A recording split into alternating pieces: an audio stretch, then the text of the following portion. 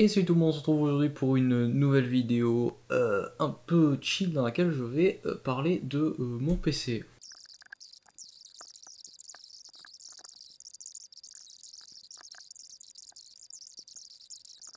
J'avais rien à redire sur le water cooling jusqu'à il y a quelques temps. Alors du coup c'est quoi le problème là? Il se trouve que de temps en temps, environ un coup sur deux quand je démarre le PC, j'entends la pompe, j'entends qu'il y a de l'air dedans, ça fait un espèce de gros grésillement. Et c'est vraiment chiant. Si j'aurais voulu faire un truc efficace, j'aurais pris du Noctua, j'aurais pris un NHD15, j'aurais pris un NHU12A. Si j'étais fou, j'aurais pris un NHU12S même. Il m'a lâché. Alors, il m'a pas tout à fait lâché. Je vais vous expliquer qu'est-ce qui m'est arrivé, qu'est-ce que j'ai essayé de faire et qu'est-ce qui ne va pas. Et vous me direz si vous comprenez un truc. Non, parce que là, ce qui lui arrive, comment dire, vraiment, je pige rien du tout. En gros, aujourd'hui nous sommes vendredi. Le petit extrait de vidéo que vous avez vu au début, je l'avais tourné mardi. En fait, c'était une vidéo où je voulais donner l'avis de mon PC. Alors oui, je vous expliquerai aussi pourquoi est-ce qu'il est littéralement en PLS actuellement.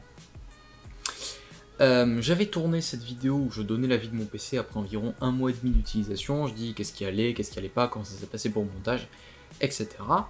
À un moment, j'ai évoqué que le water cooling, lorsque je démarrais le PC, en fait, la pompe grésillait. Ce que je pensais, c'était qu'en fait, il y avait un peu des bulles d'air dans la pompe. Et en fait, au bout d'un moment, ça partait parce que je pense que les bulles devaient s'en aller. Mais le lendemain, j'étais en train de tourner des plans, des b-roll pour le PC, que d'ailleurs je vais vous afficher maintenant parce que quand même c'était chiant à faire et bon, je les trouve stylés donc je vous les mets maintenant à l'écran. Et en regardant de plus près, j'ai vu que la température au repos du PC était quand même assez élevée. J'étais entre 60 et 65 degrés au repos, hein, il ne faisait rien du tout. Et j'ai donc décidé de lancer un bench. Et en fait, le processeur est monté à 100 degrés, pas instantanément, mais quand même assez vite. Et il s'est même down clock, c'est-à-dire que avant, ce water cooling arrivait à maintenir mon processeur à pleine puissance à environ 80-85 degrés. Là, il atteignait les 100 degrés, il devait même réduire sa puissance. Bon, je vous avouerai que j'ai un peu paniqué. J'ai essayé de le démonter, de changer la pâte thermique, d'essayer aussi, alors un truc tout con, hein, mais de le secouer pour essayer de faire bouger un peu les bulles d'air si jamais il y en a quelque part, parce que pour ceux qui ne le savent pas, dans un IO, il y a toujours un petit peu d'air, parce que c'est un système fermé et c'est quasiment impossible de le remplir à 100% d'eau. Il y a toujours peut-être un petit pourcent d'air qui peut un peu se balader. Généralement, une fois qu'il arrive à un endroit, il y bouge plus, mais on sait jamais. En fait, ça n'a fait qu'aggraver les choses, ce qui fait que même en laissant le PC au repos, il allait forcément finir par se chauffer. Je déconne même pas, c'est-à-dire que, en fait, on arrivait à un stade où, même si le processeur atteignait les 100 degrés, il se donne cloqué à mort, genre la puce en elle-même ne consommait que 10 watts. 10 watts, hein. Et ça chauffait quand même, genre ça ne refroidissait plus. Et en gros, ce que j'ai trouvé aussi, et là vraiment ça a confirmé mon doute que c'était d'autant plus bizarre, vous avez deux tuyaux, un qui amène l'eau froide et un qui repart avec l'eau chaude, ou l'inverse, peu importe. Celui qui repart avec l'eau chaude, donc on va dire que c'est celui-là que je tiens en pleine main, était ultra chaud. Ok, ça paraît logique, il repart avec de l'eau chaude, il est très chaud. Mais quand on suit le tuyau et qu'on arrive là, cette partie-là est très chaude, mais le radiateur, lui, est extrêmement froid. Alors, sur le coup, je comprenais pas. Je me suis dit, putain, il doit y avoir un problème avec la pompe. Mais, si la pompe ne marche pas, ou que l'eau ne circule pas, pourquoi est-ce qu'il n'y a qu'un seul des deux tuyaux qui chauffe? Parce que si l'eau est immobile, normalement, le chaud devrait se propager à travers les deux tuyaux de manière identique, en fait. Donc, ça que je comprends pas, c'est-à-dire que la pompe marche, il y a un seul des deux tuyaux qui chauffe, parce que l'autre est complètement froid. Hein. Mais arrivé au niveau du radiateur, il se passe rien. Comment ça se fait que le liquide il circule là et qu'après il circule plus? Alors franchement, je comprends rien du tout. Ça m'a gavé. Et du coup, pour remédier à ce problème, on va sortir l'artillerie lourde. Le Noctua NH-U12A. Attendez, on va quand même utiliser la petite webcam qui en fait, j'arrive pas à la placer parce que ce truc est trop chiant. Oui, alors j'ai essayé de régler mon problème de water cooling pendant toute une après-midi. Ce qui n'a rien donné, au contraire, ça n'a fait qu'aggraver le cas, ce qui me fait comprendre que je n'arrive pas à comprendre qu'est-ce qui se passe, et ça m'énerve profondément. Donc du coup j'ai décidé de partir pour un ventirad et normalement vous avez vu, je vous ai mis également l'extrait de ma vidéo où justement j'ai unboxé le water cooling où je vous avais dit que sinon si je voulais partir pour un ventirad je serais parti pour un NHD15, un NH-U12A ou alors un NH-U12S. Je suis parti pour le NH-U12A et ce qui me fait comprendre qu'en fait je repars pour mon objectif principal qui était en fait au tout début quand je voulais faire mon upgrade de PC je voulais partir pour un ventirad Noctua. Parce que je me suis dit, les IO, oh, ça peut causer des problèmes, mais la plupart n'en ont pas. La plupart. Je ne suis pas la plupart. Je suis un cas à part, moi, monsieur. Et du coup, alors, je suis parti pour le NH-U12A, principalement pour une raison, entre guillemets, c'est qu'en termes de performance, il est pas très loin du NHD15, mais en termes de place, il en prend beaucoup moins. Ah oui, aussi, avant de déballer ça, je vais vous expliquer pourquoi le PC est en PLS. En gros, je vous montrerai une photo. Le seul moyen actuellement que j'ai de refroidir mon processeur, en fait j'avais deux méthodes. Soit j'allais chercher mon Be Quiet Dark Rock 3 qu'il y a dans mon ancien PC, sauf qu'il faut que je le démonte, il faut que je le monte, il faut que je change le système de fixation. C'est extrêmement chiant, surtout les Dark Rock 3. Oh là là là là, je crois que c'est parmi les pires systèmes de fixation qui peut exister pour un ventirad. Du coup actuellement ce que j'ai fait c'est qu'en fait j'ai récupéré un ventirad Intel, vous savez les petites galettes en métal là, vous savez les trucs nuls. Et en fait je l'ai posé, pas clipsé, posé dessus. Et j'ai mis un ventilo de 80 mm. Alors pourquoi j'ai pas mis celui d'Intel? Parce que pour deux raisons. De 1, en fait je peux pas le mettre parce que si je le clipse en fait par rapport à la position des trucs, ça ne va pas, ce n'est pas compatible. Et pourquoi je ne l'ai pas juste mis au-dessus? Parce qu'en fait il y a de l'espace. Du coup ça n'appuie pas assez à travers le radiateur. Et aussi pour une raison que j'ignore, il ne veut pas dépasser les 800 tours par minute. Ce qui fait qu'il est beaucoup trop lent. Du coup j'ai mis un petit ventilateur de 80 mm Zalman. Pour info c'est les ventilateurs de 80 mm qu'il y a dans les portes du Zalman Z11. Voilà, je l'ai mis dessus, mais c'est un ventilateur qui nécessite un connecteur Molex que je n'ai pas dans mon PC, parce que si la vidéo avis de mon PC était sortie, vous aurez compris pourquoi je ne peux pas rajouter un câble Molex dans mon PC. Du coup, par chance, je possède un autre ventilateur, celui-ci, qui est encore plus vieux, qui dispose d'une prise 3 pins, que j'ai branché sur la carte mère, mais qui dispose aussi d'un connecteur Molex, qui me permet de brancher l'autre ventilateur. Qu'est-ce que je ferais pas pour avoir un PC qui marche? Et du coup, ah oui aussi j'ai dû quand même bien réduire les performances du processeur pour que ça tienne, c'est-à-dire que là, sur les 8 cœurs, j'ai dû en désactiver 4, ce qui fait que là j'ai un 4 cœurs 8 threads, et j'ai dû désactiver le turbo boost, ce qui fait que là il est bloqué en quelque sorte à 3.6 GHz. Ouais, je suis passé d'un i7 11700K à un i7 6700. Waouh! Et en termes de température, je suis entre 60 degrés au repos et genre 80-85 en pleine charge. Mais au moins ça marche parce qu'avec le water cooling, juste ça ne refroidissait pas. C'est même pas que ça chauffe trop et genre j'ai pas toutes les performances. Non, non, c'est juste que en fait, au bout de 10 minutes, peu importe ce que je fais, et ça surchauffe et le PC s'éteint. Bon, on va passer l'unboxing et je vais dévoiler plus en détail pourquoi je suis parti sur celui-là et pas pour le NHD15 ou alors le NH-U12S. Alors tout d'abord, qu'est-ce qu'on peut avoir comme information sur ce magnifique ventirad? Alors tout d'abord il a reçu un prix pour avoir les performances d'un 140 mm, enfin d'un ventirad de 140 mm dans la taille d'un 120 mm. À lire alors c'est chiant. Ouais, basiquement il y a la pâte thermique, la NT-H1 qui est fournie avec 6 ans de garantie. Espérons qu'elle serve à quelque chose. Non, parce que l'autre, en fait, pour water cooling, la garantie, MSI ne le prend pas. Genre sur le site, en fait, la garantie ne marche que pour certains produits. Mais alors pourquoi tu mets 3 ans de garantie si on peut pas s'en servir? J'ai pas compris. Donc bref. Le système, alors attendez, mon doigt il est où? Oh là, on va prendre l'autre côté. Secufirm 2. Si vous ne savez pas ce que c'est l'un des meilleurs systèmes d'attache pour ventirad, non pas en termes d'efficacité ou quoi, mais en termes de simplicité. Pour ceux qui suivent les News Tech Tips, c'est pour ça qu'il fait à chaque fois la blague du les autres marques, juste copier Noctua, en fait. C'est-à-dire que leur système est tellement bien que ce serait un vrai bonheur que toutes les marques utilisent ce système. N'est-ce pas, Be Quiet? Putain de merde. Alors, maintenant, ils se sont vachement améliorés. Qu'est-ce que nous avons d'autre comme truc à noter? Deux ventilos, alors les NF-A12x25, on va en reparler de ces ventilos là parce qu'ils sont vraiment exceptionnels. Qu'est-ce qu'on a? Ah, ici nous avons les specs.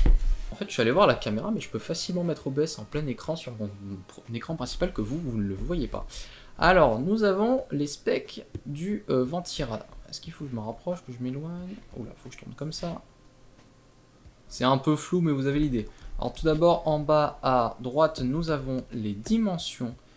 Donc il fait 12 cm, enfin 11,2 cm au total de profondeur, 15,8 cm de hauteur, 12,5 cm de large. Il y a 39 mm entre la base et le ventilateur. Pour la rame, je sais pas si ça va passer. Hein. Au pire, je rehausserai le ventilateur, hein, mais je garde mes 4 barrettes. Hein. Alors, les specs des ventilos maintenant. Vitesse max, je vais garder ce doigt. Vitesse max 2000 tours par minute. Si on utilise le low noise adapter, ça les descend en 1700. En fait, le low noise adapter, normalement, vous branchez votre ventilo directement sur votre carte mère. Le low noise adapter, c'est un petit câble qui va venir entre et qui en fait va juste réduire le voltage qui va rentrer. En fait, ça définit que votre 0 à 100%, donc de 0 tours minute jusqu'à 2000, bah, ça va le diminuer, ce qui fait que vous allez avoir moins de tours minute max, mais du coup vous allez avoir moins de bruit également. S'il tourne à 100%, il offre 102,1 m3 d'air par heure, en termes de flux d'air. Ça correspond à, alors je sais plus, alors pour ceux qui veulent le calcul, pour transformer les mètres cubes d'air par heure en CFM, ce sont des cubic feet minute, en gros des pieds cubes, voilà, par minute. Ok, en fait vous devez prendre la valeur en mètres cubes d'air par heure et la diviser par 1,7. Donc 102,1 divisé par 1,7, en gros je crois que c'est 1,699, mais on va faire 1,7. Hein. Ce qui nous donne environ 60 CFM, ce qui est pas mal. Hein. Et si on utilise le low noise adapter, on tombe à 84,5 m3 d'air par heure, ce qui nous donne 49,7 CFM, donc là on est plus dans le champ des ventilos un peu plus bas de gamme, mais bon en même temps on fait moins de bruit. Le bruit, venissons-en, ça ne veut rien dire ce que je viens de dire, 22,6 décibels, c'est vraiment silencieux. Ah mais vraiment, quand je compare à ce qu'il y a à côté là, que ça fait vachement de bruit, encore ils sont même pas à 100%. On y reviendra après sur le silence parce que c'est l'un des points forts de ce ventirad là. Et si on utilise le low noise adapter, 18,8 décibels, ça c'est vraiment inaudible. Hein. 18,8 dB, c'est le volume d'air, bah ils sont là.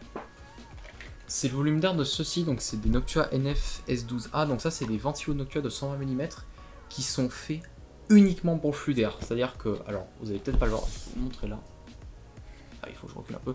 Vous le voyez au design des pales en fait, vous avez zéro pression statique en fait, mais vraiment zéro. Par contre vous avez un flux d'air monstre et vous êtes ultra silencieux. Je crois que vous faites 18 dB. Alors 17,8 en mode normal et 10,7 si vous utilisez le low noise adapter. C'est vraiment inaudible.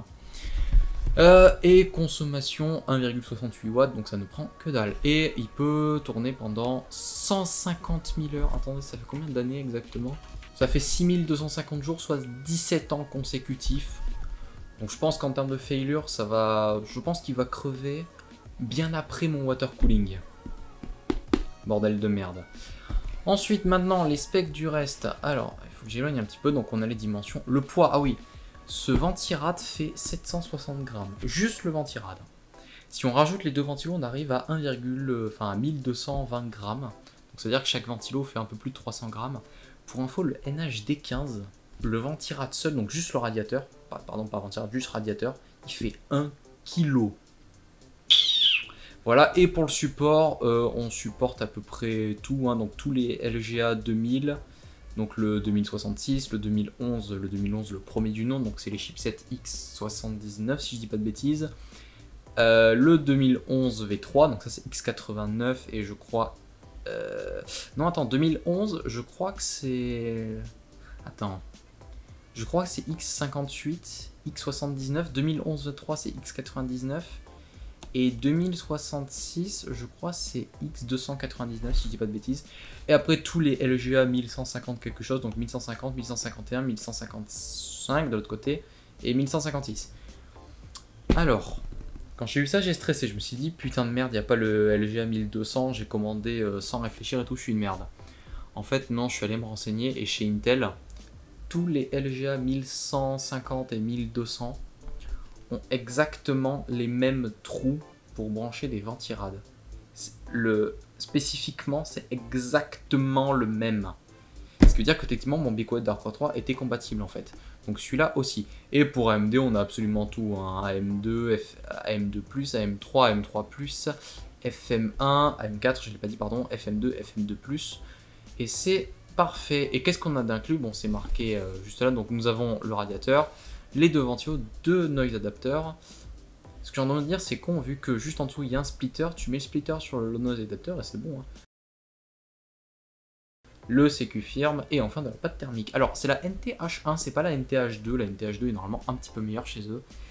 Mais c'est pas grave, de toute façon je ferai un jour une vidéo comparative entre la Noctua NTH1 qui est fournie avec ça, ainsi que de la Thermal Grizzly Cryonaut, et ainsi que également la pâte thermique fournie avec mon IO, parce qu'en fait au début je voulais faire une vidéo comparative de pâte thermique entre la pâte thermique de base fournie avec le Water Cooling MSI, ainsi que la Thermal Grizzly Cryonaut, voir à quel point on peut gagner en performance.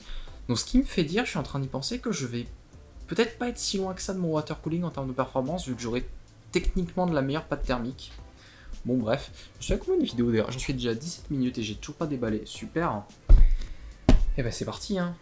Donc nous avons, alors, Coco. Alors si là j'arrive pas à l'ouvrir. Ah voilà. Oh ok d'accord, ça s'ouvre comme ça. Les packaging Noctua, c'est vraiment une qualité folle. Vous voulez savoir pourquoi? Allez voir des vidéos de gens qui déballent les ventilos Noctua de 40 mm, donc des ventilos de 4 cm. La boîte fait exactement la même taille que ça, et vous avez exactement le même packaging. Donc vous avez le ventilateur, des trucs pour les fixer, des adaptateurs, des rallonges, des splitters et tout, dans un petit ventilo de 40 mm. Je trouve ça complètement fou. Oh, la présentation, elle est nickel. Il y a des petites boîtes. Oh là là là là. C'est la première fois que je déballe un Ventirad Noctua. J'aurais aimé que ça se fasse dans d'autres circonstances, que mon water cooling vient de mourir. Par contre, j'arrive pas à le sortir. Faut quoi que je le retourne. Bon bah comme un boîtier, hein, c'est parti. J'ai peur qu'il y ait un truc qui tombe. Non, ça va.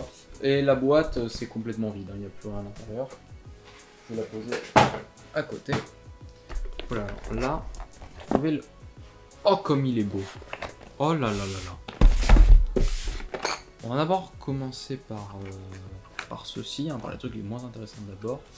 Alors que je trouve dans quel sens ça s'ouvre. Ok, là. Si j'y arrive, parce qu'encore une fois, vous savez que moi... Je ne suis pas comme tout le monde, hein. Je suis un peu une merde. Ok, donc attendez, ça je vais le poser à côté. Donc là vous avez toutes les pièces en fait pour... Peut-être le mettre de ce côté, ça serait mieux.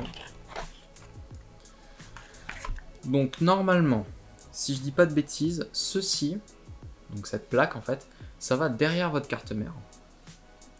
Et alors ça par contre il va falloir que je trouve comment le sortir de là. Ah d'accord, c'est... faut juste le tirer très bien. Et en fait le principe, attendez, je vous le mets et je vous en parle après. Faut que je trouve les autres. Donc là-dedans nous avons le sachet avec toutes les vis nécessaires. Ici nous avons alors... Nous avons la pâte thermique, les deux low noise adapters, ainsi que le splitter en Y, et un petit badge Noctua, qui est très stylé. Et surtout, putain alors ça, ça j'adore, un méga tournevis fourni. C'est-à-dire que les mecs savent que leur système de fixation est ultra ingénieux.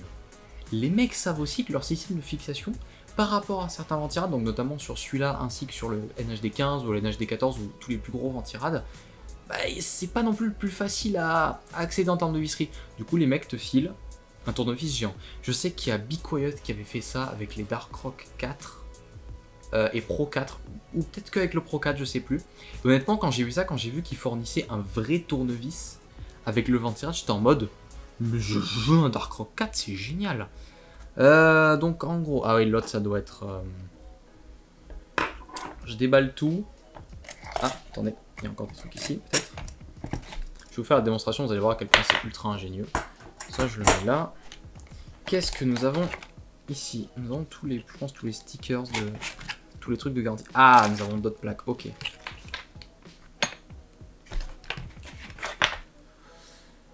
Il y a marqué quoi là? The Side Up, NM, AMB 11, ok. Il y avait marqué un truc là ici? NM, IMB 3. Ok, donc ça, donc celui qui est arrondi, c'est celui qu'il faut utiliser pour Intel. Et celui-là, celui qui est plus carré, c'est celui qu'il faut utiliser pour AMD. Et enfin... Ah non, ok. D'accord, j'avais pas vu. En fait, il y a marqué pour quel truc c'est. Donc pour AMD, pour Intel normal et pour Intel semi-pro. Ok, d'accord, c'est les notices, très bien. Donc je vais mettre ça de côté. Je vais refaire... Putain, mais sans déconner, cette boîte, comment elle est sublime. Oh là là là là là. Ça me fait chier que mon water cooling soit mort, mais quelque part... Putain, venir sur un ventilateur Noctua, ça fait un peu du bien. Hein. Et maintenant, on va passer à... la bête. Oh là là là là. Alors, comment ça se... Je crois qu'il faut...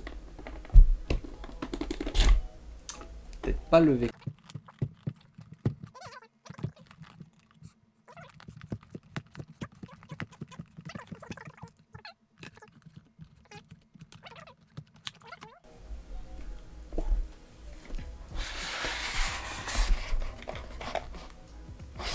Sublime.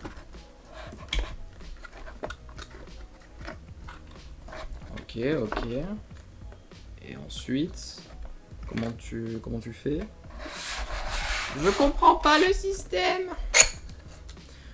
Fallait d'abord ouvrir par en bas, je pense.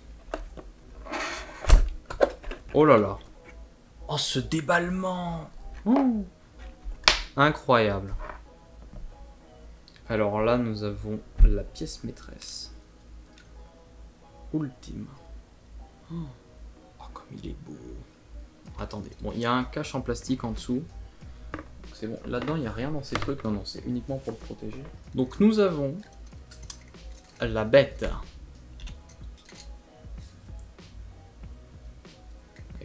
Avec deux ventilos. Oh, j'ai même pas envie d'enlever le cache pour ne pas salir la plaque. Attendez, je vais d'abord lui sortir ses trucs à lui là.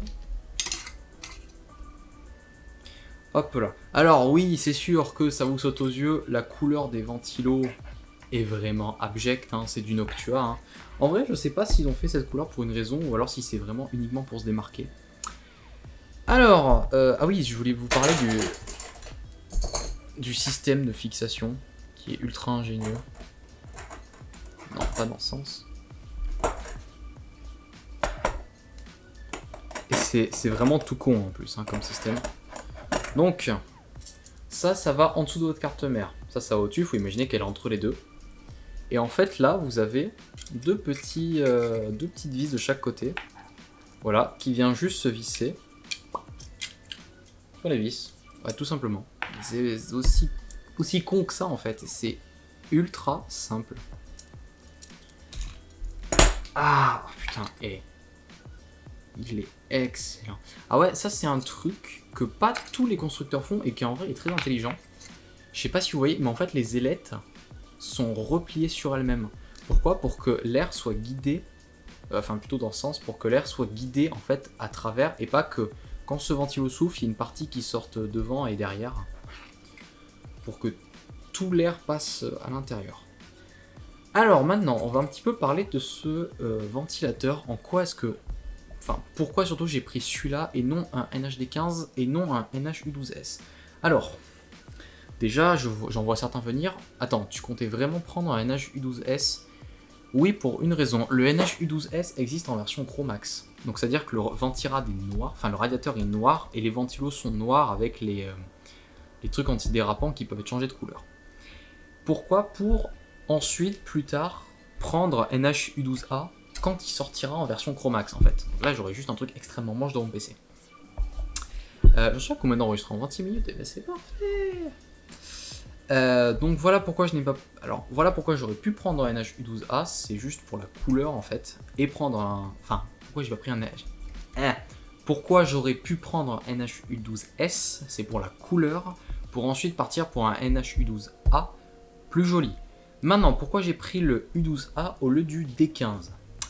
Alors, en termes de performance brute, le NHD15 est plus performant que le NH-U12A. Forcément, le NHD15, tu as un radiateur de 1 kg, là tu as un radiateur de 760 grammes.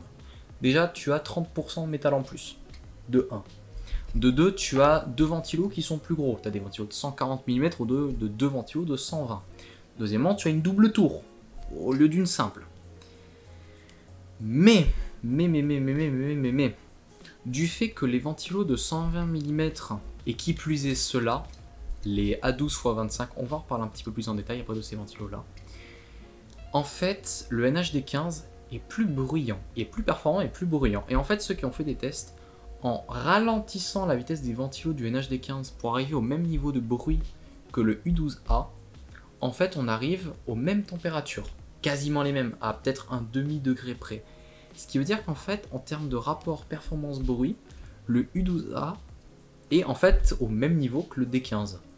Mais le D15 est plus massif. Alors oui, il est plus joli parce qu'il existe une version Chromax, mais surtout il est plus massif, ça me cacherait la RAM, ça me cacherait l'arrière, ça me cacherait les VRM, ça me cacherait absolument tout. Alors que ça c'est juste beaucoup plus petit.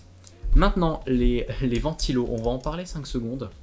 Les NF A12 x 25, attendez, est-ce que je peux pas en détacher un? Alors ce système de fixation, je l'aime pas. Oui, je n'aime pas ce système de clips, mais bon, c'est un peu l'un des meilleurs moyens pour les attacher. Alors, déjà, ces ventilos, ce sont les ventilos les plus aboutis sur Terre. En quelque sorte. Déjà, pour un truc tout con, je vais vous montrer. Voici un ventilateur MSI. Donc si je vous le montre à la webcam, attendez.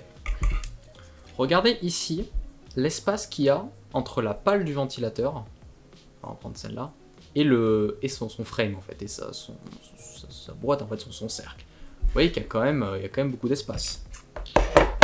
Maintenant regardez l'espace qu'il y a ici. Ultra fin.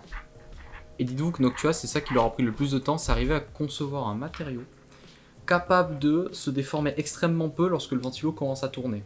Pour justement pouvoir prendre le maximum de surface possible et laisser le moins d'air partir. Deuxièmement, un ventilo comme ça à l'unité coûte 30 €. Donc ce qui veut dire que déjà quand vous achetez ça 110 €, oui ce ventirad coûte 110 €. Il m'a coûté techniquement plus, il m'a coûté 30 € de plus que mon water cooling. Vous en avez déjà pour 60 € de ventilateur, ce qui fait que vous avez 60 € de ventilateur et genre 50 € de radiateur. Pour info, le NHD15 en version Chromax coûte lui aussi 110 €. Je sais plus si en version normale il coûte moins, il coûte peut-être 100 €. Mais avec des ventilos qui coûtent un peu moins cher, je crois que c'est 25 € l'unité, les NF A14. Donc ce qui veut dire que sur un NHD15 vous avez 50 € de ventilo avec 50 € de radiateur ou 60 € de radiateur. Donc là déjà vous avez plus de valeur de ventilateur que de valeur de radiateur en lui-même, en soi. Et ensuite, dernier truc pour lequel ce ventilo est exceptionnel, je vous l'ai dit tout à l'heure, c'est le ventilo le plus abouti. Ce n'est pas le plus performant. Attention, ne confondez pas merveille de technologie et performance brute. Parce que par exemple, chez Noctua, vous avez le NF F12 Industrial qui peut monter jusqu'à 3000 tours minute. Et celui-là, en termes de performance brute, il est plus performant que ce ventilateur-là. En même temps, il monte à 3000 tours minute, il peut souffler quasiment 2 fois plus d'air avec une pression statique 4 fois plus élevée. J'en sais rien, je dis les chiffres de tête. Ce qui fait qu'il est plus performant. Mais il est également infiniment plus bruyant. Et en fait, c'est là où ce ventilo est exceptionnel, c'est-à-dire qu'en rapport flux d'air, pression d'air, bruit généré, c'est le meilleur. C'est-à-dire c'est le combo parfait. Si vous voulez un ventilo qui souffle plus d'air, soit vous aurez moins de pression, soit vous aurez plus de bruit. Si vous voulez un ventilo plus silencieux, soit vous aurez moins de flux d'air, soit vous aurez moins de pression, soit vous aurez les deux. Si vous voulez un ventilateur avec plus de pression, soit vous aurez plus de flux d'air, soit il sera plus bruyant, etc., etc. En fait, c'est vraiment le ventilateur qui se trouve au centre d'absolument tout. Si tu veux gagner quelque part, si tu vas chez une autre marque ou si tu prends un autre ventilateur, si tu veux gagner quelque part, tu vas forcément perdre ailleurs. Forcément. Alors, tu peux gagner en performance, hein. Tu as des ventilateurs qui vont tourner beaucoup plus vite, qui vont sortir plus de flux d'air, plus de pression. Mais tu auras également un bruit qui sera affreux. Donc c'est pour ça que ces ventilos-là sont exceptionnels. Et en vrai, je pense que dès que ces ventilos sortent en version Chromax, je pense que je vais en acheter 3 pour les mettre à l'avant de mon PC. Hein, pour vraiment avoir un truc sublime. D'ailleurs, attends, fais voir le radiateur sans les deux ventilos. Voilà, pour ceux qui voulaient le voir. Ah oui aussi, alors attendez, là par contre j'allais faire une recherche parce que je suis pas sûr. Ok, aussi, l'une des autres raisons pour laquelle ce Ventirad arrive à avoir des performances très proches d'un NHD15, c'est que en fait, oui, le NHD15 a plus de matière, mais le NH-U12A a 7 caloducs. Donc les caloducs, en fait, c'est les tuyaux là qui se comportent de transporter la chaleur. En fait, il en a 7, alors que le NHD15 n'en a seulement que 6. Voilà, ce qui fait qu'il transfère pas mal la chaleur. Et puis surtout, il en a 7, parce qu'on ne peut en mettre que 7. En fait, on prend déjà toute la largeur du radiateur. Bon, ben voilà, ça devrait être tout ce que j'ai à dire sur ce radiateur. Franchement, j'aurais aimé pouvoir l'acheter dans d'autres circonstances, que mon water cooling vient de mourir. Vraiment, je vous assure, ça me fait extrêmement chier. Et donc du coup, ça marque un peu la fin des water cooling pour moi. J'ai eu des ventirades durant toute la vie de mon PC. J'ai acheté un ventirad, je ne l'ai pas changé. J'ai voulu passer sur du water cooling parce que en vrai, le taux de défaillance était extrêmement faible. Celui-là n'avait que des bons avis. Il est mort au bout d'un mois et demi. Ça m'énerve vraiment. Donc ça y est, pour moi, les IO, c'est fini. Hein, c'est clair. Je ne prendrai d'autres water cooling qu'à 3 conditions. Soit c'est pour un projet débile et j'ai besoin d'un water cooling. Et encore là, je partirai pour des pas chers. Soit c'est que c'est une marque qui me l'a offert pour en faire une vidéo. Soit je ferai un water cooling full custom en fait. Mais un IO, c'est bon, ça m'a gavé. Et encore que je suis content que le problème ne soit que ça, c'est-à-dire que ce soit juste en fait le fait que la chaleur n'arrive pas à aller jusqu'au radiateur. Parce que s'il avait fui, je pense que j'aurais vraiment pété un câble. Bon voilà, c'est tout pour cette vidéo. Moi je pense qu'en fait je vais faire un méga cut. Je vais l'installer et je vais vous reprendre après pour faire un petit test de température, voir à combien de degrés il arrive à maintenir mon processeur. En vrai, j'aimerais au moins qu'il arrive à le tenir en dessous de 90 degrés. S'il arrive à le tenir en dessous de 90 degrés en pleine charge, donc c'est-à-dire à 4.6 GHz, sans aucun power limit et genre il consomme 190 watts et quelques, s'il arrive à tenir en dessous de 90 degrés, ça me va. Bon ben moi je vous dis à tout à l'heure. Alors c'est bon, je vous retrouve, j'ai installé le magnifique Ventirad. Et oui, je n'ai que le micro de l'iPhone, hein, j'ai pas encore tout remis. Alors pour ceux qui ont remarqué, en fait j'ai utilisé les deux ventilos du water cooling et j'en ai mis un à l'arrière et au-dessus. Pourquoi? Parce que j'ai remplacé, attendez que je vous le sorte. En fait j'ai remplacé celui-là qui à la base était à l'arrière. Comme ça du coup maintenant les deux ventilos qui sortent d'Extra Lab, en fait ils sont complètement RGB et full contrôlables. Ils sont pas plus performants, en fait c'est exactement les mêmes, juste que ceux-là ils font de la loose. Et voilà, d'ailleurs aussi, alors là c'est pas la première fois que je démarre le PC, c'est la deuxième fois, parce que la première fois en fait j'avais oublié que j'étais encore sur mon profil, vous savez 4 cœurs bloqué à 3.6 GHz. Non, là j'ai tous les cœurs d'activer, vous voyez bien qu'ils sont bien en train de booster, le voltage est bon. La température pour l'instant a l'air d'être largement sous contrôle, hein. Voilà, 43 degrés pour 35 watts seulement. Donc tout est bon. Ah oui, aussi un autre truc, j'avais oublié en démarrant que le CPU fan sur lequel sont connectés les ventilos était à 100%.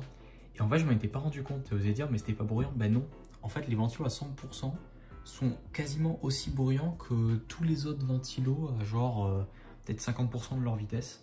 Ce qui est franchement exceptionnel, hein, je dois dire. Aussi, un autre truc, alors attendez, je vous avais dit un moment, attends, où qui sont que je les retrouve, voilà, parce que là c'est un petit peu le bordel. Je vous avais dit un moment, ouais c'est con qu'ils aient inclus deux low noise adapteurs, enfin je sais pas, t'en mets un, comme ça tu le mets à la base du Y. Alors non, parce qu'ils disent eux-mêmes, c'est là en fait, ils recommandent pas de mettre un low noise adapter avant le câble Y. En fait ils recommandent de brancher le câble Y et ensuite le low noise adapter. Je suppose parce qu'en fait quand on met ça, le courant doit être tellement faible que pour alimenter deux ventilateurs c'est vraiment limite. Donc voilà, j'ai dit un truc, j'étais en mode c'est complètement con, bah oui il faut lire la notice connard, ça paraît logique. Et je n'ai pas encore fait de stress test, j'attendais, oui d'ailleurs voici le magnifique ventirad qui ça va refroidir. J'attendais, donc là je suis sur Cinebench R23, j'ai mis ça à côté. J'ai pas encore lancé, vraiment je suis... Comment dire, je stresse un petit peu. Là en fait je crois que j'avais la main sur le micro, vous avez dû rien entendre, je suis désolé. Donc là je vais lancer et bah, je stresse un petit peu. Donc je vais le mettre sur 10 minutes pour bien faire le truc. Et c'est parti hein. Attention, ça se lance, j'entends qu'à côté ça bouge. La température combien? Oh 72. Oh mais c'est bien ça, dis donc hein. Bon là j'en suis encore qu'au début hein, 75 ça monte, ok.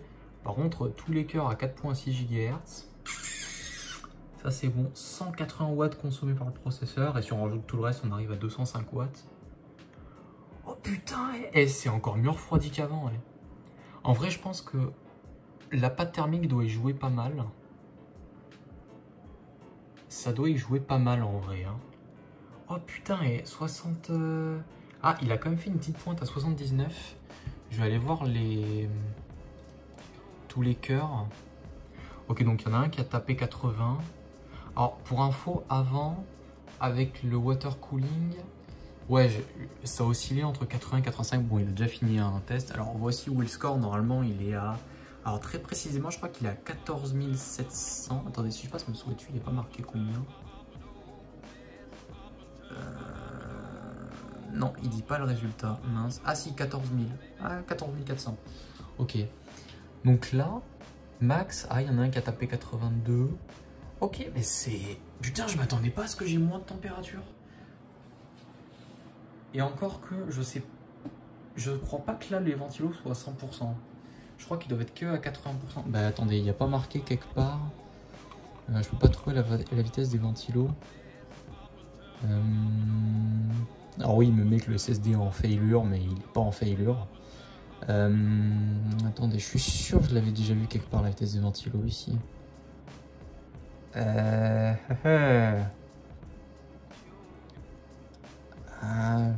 là, c'est plus... Ouais, je suis que à 1600, 1700 tours minute. Alors oui, nous avons les ventilos système qui sont à 10 000 tours. Ouais, c'est du gros ventilateur. Hein. Voilà. En fait, là, c'est complètement buggé, parce que ça, c'est les ventilos qui sont que en 3 pins. Là, en fait, le système 2, c'est ceux qui est à l'avant. Donc, c'est les 3 de devant. Et le système 6, en fait, c'est ceux qui est à l'arrière. Donc, ouais, là, en plus, j'ai même pas le ventirad à fond. Et je suis à... Donc, CPU package, j'ai fait un max à 84 degrés pour l'instant. Ok. Et pour les corps, j'ai fait un max à 84. Ok. Et fait voir... Ouais, toujours à 4.6 GHz. Est-ce que le score a baissé là? Il a très légèrement baissé, mais ça je pense parce que j'ai le logiciel qui tourne à côté. Oh putain, ouais, franchement, je m'attendais vraiment pas. Honnêtement, je vous jure, je m'attendais à ce qu'il soit un petit peu plus chaud que le water cooling. C'est-à-dire, je pensais être entre 85 et 90 degrés. Mais putain, là, je suis limite en moyenne 5 degrés en dessous. Bah attendez, je vais activer le...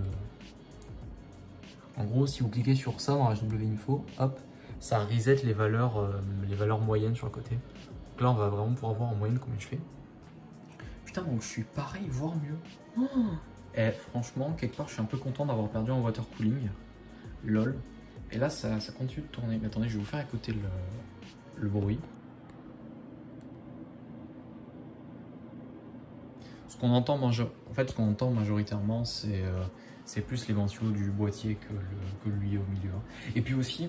Alors ça, j'étais extrêmement content. Je pense honnêtement que ça allait couvrir au moins une barrette de RAM, mais pas du tout. Ça s'arrête juste avant. Et pour l'arrière, alors attendez, je passe sur le téléphone de l'autre côté de l'écran. Voilà, et pour l'arrière, c'est même pas au-dessus du dragon. Alors, on le voit plus du tout, hein, mais vous voyez bien que niveau espacement, franchement, c'est un putain de bon ventirad. Hein. Moi, je kiffe en tout cas. Hein. Moi je kiffe. On est à combien? Donc là en moyenne on était entre 77 et 83. Donc ouais, on doit être à 80 degrés en moyenne. Hein. Alors que l'autre vraiment on était, ouais comme je vous dis, vraiment entre 80 et 85. Ok. Bon bah écoutez, ça conclut un peu cet unboxing. Quelque part je suis content d'avoir ça parce que c'est plus performant que l'autre. Puis au moins lui il va pas me lâcher. De toute façon, s'il y a un truc qui lâche, ce sera un ventilateur. Je peux en mettre un de rechange au cas où. Mais ouais, moi pour les water cooling c'est mort, j'essaie de donner. Mais je pense que dans les commentaires, il y aura trois clans qui vont arriver dans les commentaires. Il y aura ceux qui vont dire de toute façon MSI c'était de la merde, t'as bien fait de partir pour un ventilation nocturne. Il y aura ceux qui vont dire les water cooling IO en général c'est de la merde, et ils vont me dire t'aurais soit dû faire un custom, soit tu aurais dû rester sur ventirad. Et je pense qu'il va y avoir un troisième clan qui va arriver dans les commentaires et qui va dire franchement mec t'as pas eu de cul. Moi le mien ça fait genre 10 ans qu'il marche sans aucun souci, c'est un 120 mm, il refroidit très bien. Franchement désolé pour toi. Je pense vraiment qu'il y aura ces trois clans qui vont arriver dans les commentaires. Et d'ailleurs dans les commentaires, mettez 3C. Donc vraiment 3C, quelque part dans votre commentaire. Comme ça, si vous voulez poster un truc par rapport à ça, et que vous mettez 3C, au moins je sais que vous avez regardé jusqu'à la fin de la vidéo. Voilà. Bon bah écoutez, sur ce, le truc est toujours en train de se faire. On est à 6 minutes au total, et température en moyenne, ouais, max 85. Et pareil pour le package, hein, max 85, et en moyenne on est entre 83 et 80. Donc franchement, là je suis super content là. Bon bah écoutez, c'est tout pour cette vidéo, j'espère qu'elle vous a plu, et j'espère que ça vous aura convaincu ou non pour acheter ce ventirad. Franchement, niveau taille, j'ai rien à redire, il est exceptionnel, hein. Franchement, il passe sans aucun souci, hein. Voilà. Bon bah écoutez, c'est la fin de cette vidéo. Si elle vous a plu, n'hésitez pas à vous abonner pour ne pas manquer les prochaines. Et moi je vous dis une prochaine. Allez. Salut. Je sais pas pourquoi j'ai fait ça avec la main.